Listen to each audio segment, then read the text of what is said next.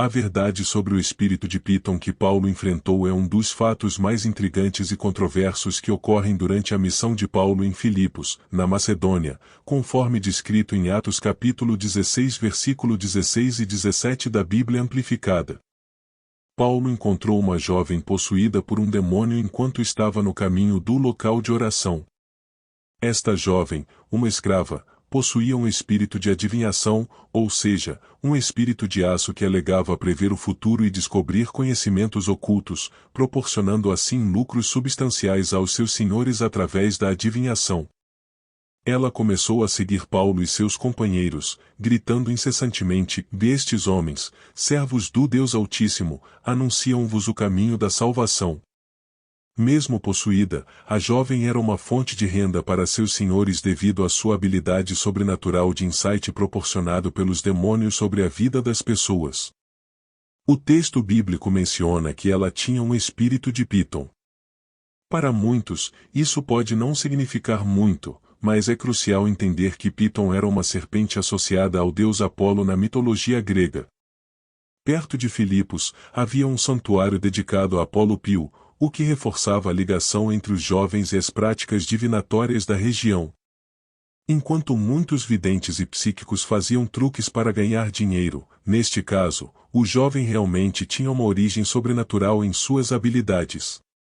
Demônios, sem dúvida, inspiraram suas ações. Até hoje, existem indivíduos que possuem um espírito de adivinhação semelhante. O evangelista Lucas escreve que o jovem tinha um espírito de Piton, devido à sua associação com um oráculo. Este oráculo estava sob a proteção de uma serpente, guardando o templo do deus grego Apolo no Monte Parnaso. Vale ressaltar que os dons que ela possuía não eram do Espírito Santo. O inimigo tem uma versão falsificada de cada dom genuíno concedido pelo Espírito Santo. É provável que Paulo, através do discernimento espiritual, descubra que um jovem estava operando sob a influência de um dom demoníaco falsificado. Durante o exorcismo realizado por Paulo, em nenhum momento o Espírito Santo é expulso do jovem, nem ela é privada de qualquer dom genuíno que o Espírito Santo possa ter concedido a ela. Demônios nunca foram testemunhas confiáveis, pelo contrário, são sempre enganosos. Os crentes são chamados para testemunhar sobre Cristo. O jovem seguiu Paulo e seus companheiros por vários dias, proclamando que eles eram servos do Deus Altíssimo. Após vários dias sendo seguido e interrompido pelo jovem, Paulo, visivelmente perturbado, possivelmente se houvesse um espírito dentro dela que, em nome de Jesus Cristo, saísse, e o espírito saiu naquele exato momento. A promoção feita pelo demônio incomodava profundamente Paulo. Ele não queria, nem precisava, do endosso demoníaco para o seu ministério. Paulo, assim como Jesus, sabia que tanto os amigos quanto inimigos poderiam identificar um homem, então não havia necessidade de cartas de recomendações demoníacas. Vale lembrar que Jesus frequentemente ordenava aos demônios que se calassem, mesmo quando proclamavam a verdade sobre ele. Marcos capítulo 3 versículo 11 e 12. Um jovem é dito ter um espírito de adivinhação na Bíblia New American Standard ou um espírito pelo qual ela poderia prever o futuro.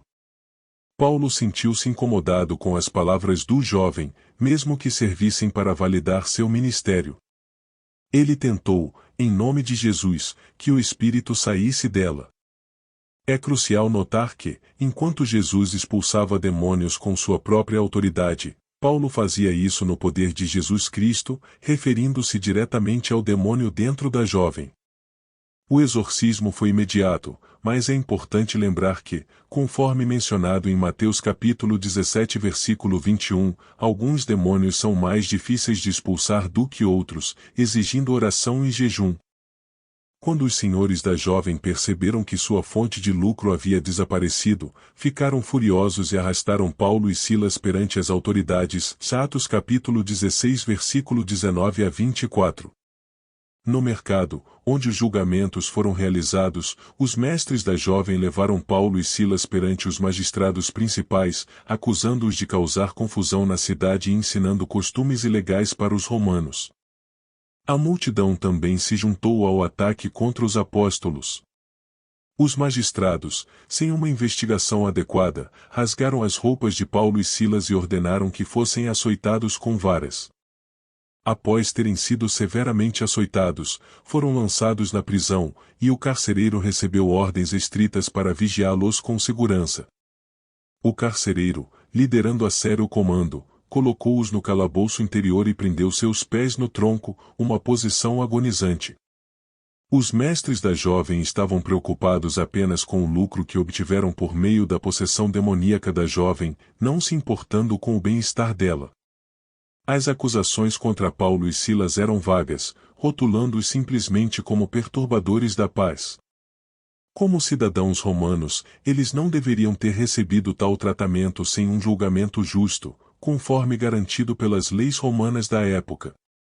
Mesmo após o açoitamento severo e sendo colocado em condições desconfortáveis, Deus foi ao encontro de Paulo e Silas. Os troncos normalmente causavam extremo desconforto, dificultando a mudança de posição para evitar cãibras. No entanto, à meia-noite, Paulo e Silas estavam orando e cantando hinos a Deus, e os outros prisioneiros os ouviam. Atos capítulo 16 versículo 25. Isso demonstra a fé inabalável e a devoção dos apóstolos, mesmo em situações diversas. A narrativa sugere uma tentativa de azedar as relações entre os missionários e os magistrados, favorecendo os romanos. Os magistrados não tinham certeza de que Paulo e Silas também eram cidadãos romanos. Vejamos duas das principais estratégias de Satanás neste episódio. Primeiro, tentou estabelecer uma falsa amizade por meio de um demônio, e quando isso falha, recorrendo à perseguição aberta. Os eventos são semelhantes aos que envolvem espíritos malignos na vida de Jesus, onde os demônios reconheciam a origem divina de seu ministério. A mensagem do cristianismo foi revolucionária, proclamando um poder maior que o de César e um rei superior que lealdade primária. Enquanto os romanos muitas vezes toleravam o desejo privado de deuses não aprovados, proclamavam publicamente novas coisas ocultas era motivo para discórdia e controvérsia. Paulo, Lucas e os outros estavam agitando Filipos com sua pregação e ensino, proclamando a existência de um poder maior que o de César e um rei mais alto que fidelidade primária. A jovem possuída era capaz de prever o futuro e fazer outras revelações surpreendentes, trazendo renda específica para seus mestres.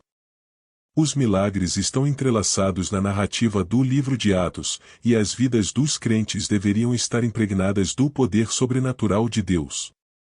Mesmo na prisão, a alegria de Paulo e Silas não foi diminuída pelas situações terrenas. À meia-noite, enquanto oravam e cantavam, um terremoto incomum atingiu a prisão, e todos os presentes estavam ouvindo. Atos capítulo 16 versículo 25 e 26. O terremoto, no entanto, não demoliu o edifício, o que é um testemunho do poder sobrenatural e da graça de Deus em ação. Os demônios, como seu líder Satanás, possuem personalidades e objetivos que definem suas missões. A Bíblia nos revela características importantes sobre o reino do maligno. Primeiro, os demônios têm autoconsciência, e em segundo lugar, eles têm confiança. Tiago capítulo 2 versículo 19 nos diz que até os demônios creem e tremem. No entanto, crer em Deus não é o mesmo que ter fé nele. Os demônios creem na existência de Deus e que Cristo ressuscitou dos mortos, mas não se submetem voluntariamente à sua vontade nem colocam seu destino em suas mãos. Em 1 Coríntios capítulo 10 versículo 9 a 23, Paulo adverte contra a comunidade com demônios, diminuindo que os demônios buscam comunhão ou participação com os humanos, tentando nos desviar do caminho de Deus.